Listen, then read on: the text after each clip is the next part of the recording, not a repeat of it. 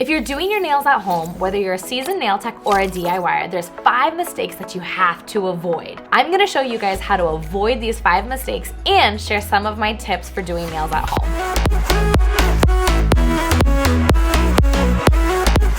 Let's go ahead and get started. So mistake number 1 is using water. So often we are using cuticle softeners with water and using push, push, push, push. We do not want to use water. Okay, no, but seriously, you guys, we don't want to because the skin is absorbing moisture when it's in water. So I have a little visual for you guys. This is just a little sponge, okay? Look what happens when I put it in the water. What do you know? It absorbs water. Okay, so if I am putting my hands in water and using cuticle remover, softener, eraser, you name the product, what is happening is the nail plate is starting to expand, just like this sponge. By the time I'm ready to put product on it, I have put it on to an expanded nail, which means it's going to lift. So mistake number 1 is using water. So here's an idea. Don't use the water.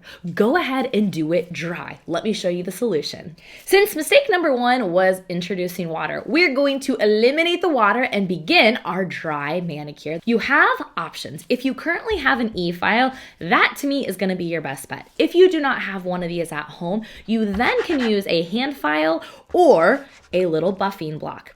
This brings me to mistake number 2. We do not want to buff the nail, we want to rough the nail. Gel needs a rough surface to adhere to, okay? So what we don't want to use is something too soft like a buffer. I'll go ahead and show you guys this now. If you notice that your nail is looking more shiny than rough, it's a good indicator that you need a more abrasive file. See how it's not really rough, it's actually more shiny? If you're noticing that the nail looks more shiny, then we need to use a more aggressive abrasive. Okay, you guys, you can see the difference right here. See how you can actually see the little sanding particles where on this one you can't? This is very smooth, it's a 240, where this one is 100. So I'm gonna show you the difference now. I'm using a more aggressive sanding block, and I'm going to rough the surface just like that. Make sure you get the whole nail plate, even that free edge area and close to the cuticle. All right, see how it's been texturized? Using a rough buffing block or an e-file is your solution for number 2. Now that we have a prepped nail plate, that brings me to mistake number 3. That is cuticle cleanup. Now, let's quickly talk about what cuticle is. All this dry, crusty skin right here is dead cuticle, and that's what we want to remove. If you're applying product right to this nail right now, what's going to happen is the oils from your skin, it is going to lift. I find the best way to do this, since we are doing a dry manicure, is to use my e-file. There's so many options, but if you're just doing this at home, there's only one bit that you need, and that is the safety skiver. I'm using this bit at 6,000 RPMs, and I'm making sure I leave it parallel. Parallel to the nail plate allows me to go flat so I don't create any rings of fire. I gotta remove all those dead cuticles so that I have a perfectly prepped nail. If you do have an e-file, I would also choose to prep instead of using a little foam block. I would also use my e-file to do this. Just like this, dropping the barrel and working my way down the nail plate. Always making sure to run parallel. Once I did all 10 fingers, then I'm gonna switch my e-file in the reverse direction and go against the grain. I'm not doing anything super fancy. What we're just doing is grooming. Grooming, grooming, grooming, removing those dead skin cells. What's really nice about the safety skiver is that it has a nice rounded edge, and I just need to use it on really low RPMs just to exfoliate and clean up that nail plate. Wipe away all that dust. We have prepped the nail plate, and we have a beautiful no dead skin cells on the nail plate. All right, so now this is your choice right here. We do have some techniques.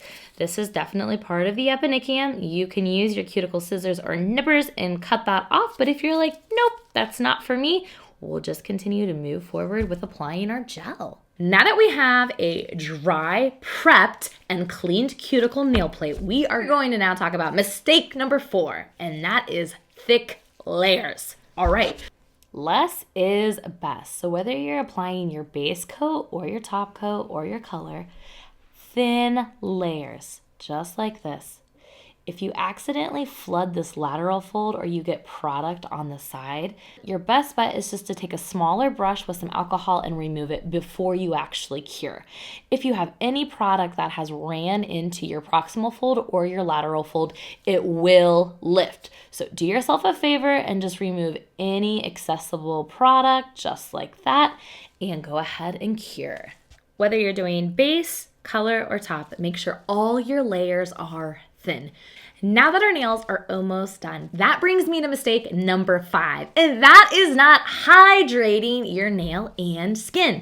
This is an easy mistake to correct. Using cuticle oil is extremely important. Not only does it help moisturize and protect the skin, it also hydrates. Think about how often we're washing our hands and working with our hands. We have face routines for our skin. We need to have also post-manicure routines as well. And every household should have Lunalux. I love Lunalux. That is the new Erica's cuticle oil of choice, you guys. Not only does it smell fantastic, it's also high hydration and quick absorption. Not leaving your fingers feeling greasy, but making sure they look beautiful. You also smell fantastic. I hope you guys found these 5 mistakes that I often see helpful and their solution. So again, no water. Water expands. We don't want to expand a nail plate. 2, rough the nail plate. No buffing. 3, do some cuticle work. It always looks beautiful. 4, make sure you work with thin layers and do one finger at a time. And number 5, be sure to use a high-grade cuticle oil, such as Lunalux. Not all oils are created equal. And that brings me to the end where I want to give you 3 tips. First one is work on your non-dominant hand first. Usually by the time we get to that hand, it's a little rough and we're already over it. Second, lean into your table or into your hands where you're able to actually stabilize your polish or your e-file.